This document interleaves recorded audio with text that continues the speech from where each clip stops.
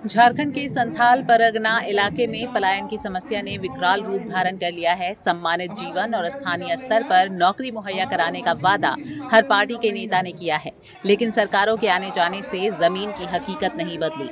यहाँ स्थानीय स्तर पर उद्योग का विकास नहीं हो पाया। इसके लिए जमीन की खरीद बिक्री का नियम भी एक हद तक जिम्मेदार है, क्योंकि संथाल परगना के इलाके में जमीन की खरीद बिक्री नहीं हो पाती। इसलिए इस इलाके में उद्योग धंधे का विस्तार नहीं हो पा रहा।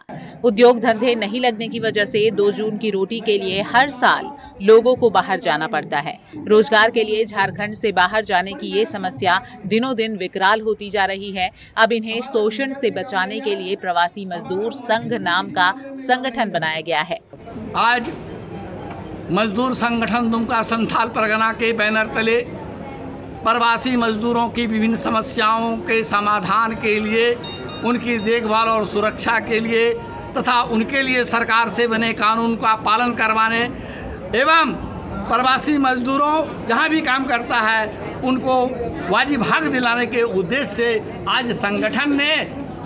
आज मजदूर संगठन दुमका संथाल परगना झारखंड ने सर्वसम्मति से उपस्थित तमाम मजदूर भाई बहनों, हजारों की संख्या में उपस्थित भाई बहनों के बीच सर्वसम्मति से जाकिर अंसारी को प्रभारी बनाया गया, प्रवासी मजदूर का, इंक्लूडिंग अब द BRO, जिसका बाद में हमारे 3 सहायक रहेंगे। प्रवासी मजदूर संघ अभी तो मजदूरों की समस्या का समाधान करने का दावा कर रहा है, लेकिन इस दावे की हकीकत का पता तो कुछ अरसे के बाद ही पता चल पाएगा। जमाने में एक कानून बनाया था जिसे SPT एक्ट के नाम से जाना जाता है। इस एक्ट में यह प्रावधान था कि यहाँ की ज़मीन का स्वामित्व हस्तांतरण नहीं होगा।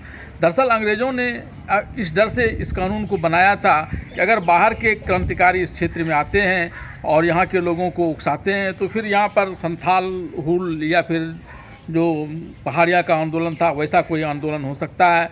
लेकिन अंग्रेज़ों के जाने के बाद भी यह कानून वैसे ही बना रहा और इसमें ज़मीन का स्वामित्व हस्तांतरण नहीं होता है।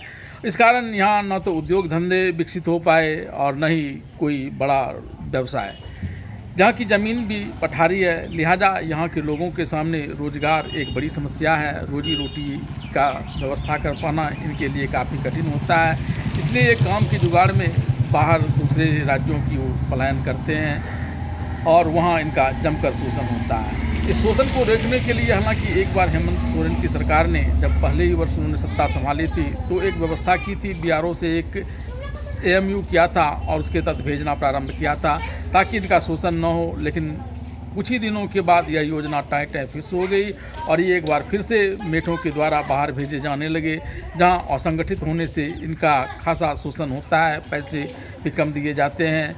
अब एक बार इन लोगों ने जब अपना संगठन बनाया है तो यह देखना दिलचस्प होगा कि यह संगठन बाहर जाकर इन्हें इनकी नियोक्ताओं से जो शोषण होता है उससे मुक्ति दिला पाएगा या फिर इसके पदाधिकारी वहाँ भी जाकर के किसी न किसी तरह से जुगाड़ कर इनके नाम पर पैसे वसूलेंगे। पंजाब केसरी के लिए दुमका से वीरेंद्र कुमार झा। हमसे जुड़े रहने के लिए हमारे YouTube चैनल को सब्सक्राइब करें और नई वीडियो की नोटिफिकेशन के लिए बेल आइकॉन को दबाएं। अगर आप ये वीडियो Facebook पर देख रहे हैं तो लाइक जरूर करें और ज्यादा से ज्यादा शेयर करें। धन्यवाद।